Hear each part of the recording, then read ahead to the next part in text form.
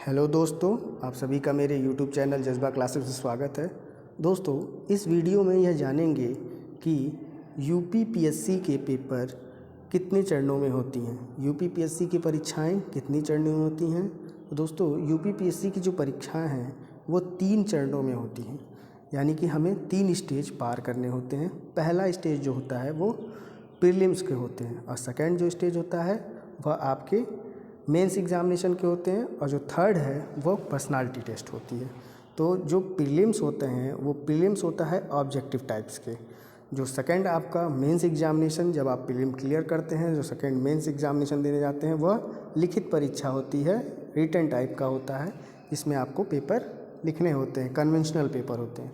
Third जो है वो आपका जब आप फर्स्ट और सेकंड स्टेज को पार करते हैं तब आप थर्ड स्टेज में जाते हैं, जिसमें आपकी पर्सनालिटी टेस्ट होती है। तो इंटरव्यू में आपकी पर्सनालिटी को देखी जाती है। तो दोस्तों, डिटेल में इसका क्या पैटर्न है उसको समझने की कोशिश करेंगे। तो प्रीलिम एग्ज़ाम्स के 2 पेपर होते हैं, एक होता है GS1 और दूसरा होता है GS2। तो जो दोस्तों GS1 है, उस GS1 में 150 क्वेश्चन आते हैं। कितने क्वेश्चन आते हैं दोस्तों? 150 क्वेश्चन। और कितने मार्क्स के होते हैं? वो 200 मार्क्स के होते हैं। 2 घंटे का पेपर होता है। GS1 150 क्वेश्चन 200 मार्क्स के।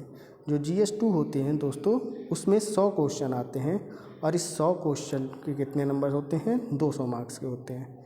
दोस्तों, एक बात यहाँ ध्यान रखिए, जो GS सेकंड पेपर होता है वह केवल और केवल क्वालिफाइंग नेचर के होते हैं, जिसमें हमें केवल और केवल 33% मार्क्स लाने होते हैं। 33% मार्क्स अगर आपके आ गए GS2 में तो आप क्वालिफाई हो जाएंगे। इसका मतलब ये हुआ कि 66 नंबर आपको GS2 में लाने होते हैं। 66 से थोड़ा सा अधिक आप लाते हैं तो क्वालिफाई है। दोस्तों, जो इसके मेंस एग्जामिनेशन होते हैं, मेंस का जो पैटर्न है वो इस प्रकार से है। इसमें अलग अलग पेपर होते हैं, GS1, GS2, GS3, GS4 और एक पेपर है जनरल हिंदी और एक है एस्से। तो दोस्तों, जो आपके GS1 के पेपर जो होते हैं, मेंस के जो पेपर होते हैं, उसमें आपका जनरल हिंदी पूछा जाता है और जनरल हिंदी कितने मार्क्स के होते हैं?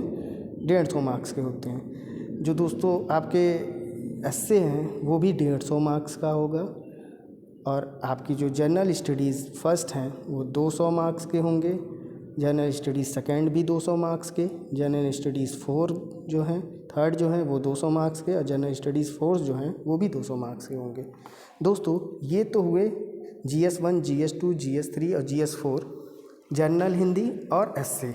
ये मेंस में आपके पूछे जाते हैं। मेंस के एग्जामिनेशंस में ये आते हैं आपके। मेंस के एग्जामिनेशंस में एक और पेपर होता है, वह होता है आपका ऑप्शनल सब्जेक्ट। और ऑप्शनल सब्जेक्ट अलग अलग आप चूज़ कर सकते हैं। जिस भी आप स्ट्रीम के हैं उस स्ट्रीम को चूज़ कर सकते हैं जो ग्रेजुएशन में आपने ले रखा है, या तो आप उस सब्जेक्ट को बदल सकते हैं जो आपने ग्रेजुएशन में किया है। तो जो दोस्तों ऑप्शनल सब्जेक्ट्स होते हैं, ऑप्शनल्स के 2 पेपर होते हैं। हमेशा याद रखें, ऑप्शनल के 2 पेपर होते हैं और ऑप्शनल के जो दोनों पेपर होते हैं वो 200 मार्क्स के होते हैं।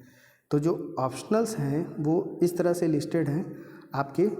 तो ऑप्शनल बहुत सारे हैं। ऑप्शनल यूपीपीएससी ने 29 ऑप्शनल रखे हैं।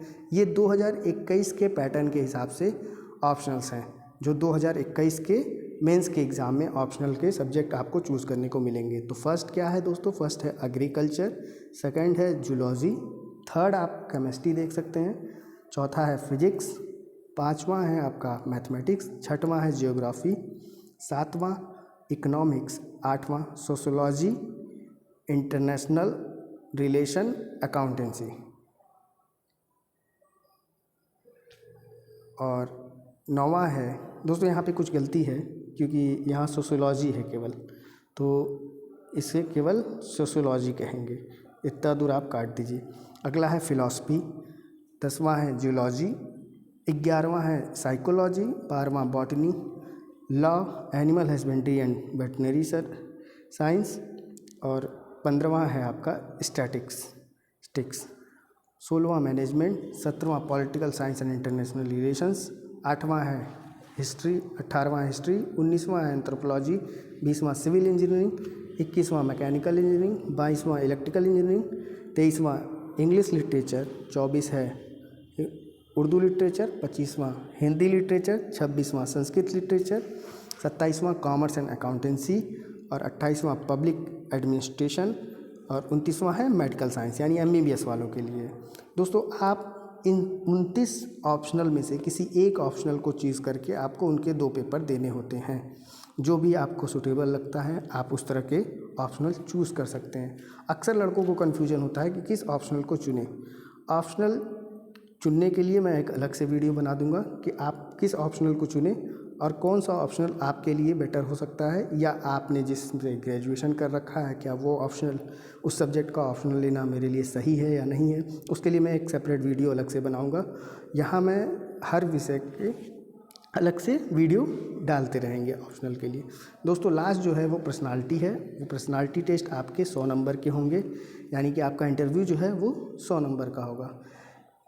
जो पर्सनालिटी टेस्ट और इंटरव्यू है दोस्तों, वो टोटल आपकी इंटेलिजेंस, कैरेक्टर्स और एक्सप्रेशंस पर ध्यान दिया जाता है। आपकी जनरल सूटेबिलिटी क्या है, आप क्या सिविल सर्विसेज में किस तरह से आप अपने आप को प्रेजेंट करेंगे, किसी भी सिचुएशन को किस तरह से हैंडल कर सकते हैं, वो चीज़ देखा जाता है।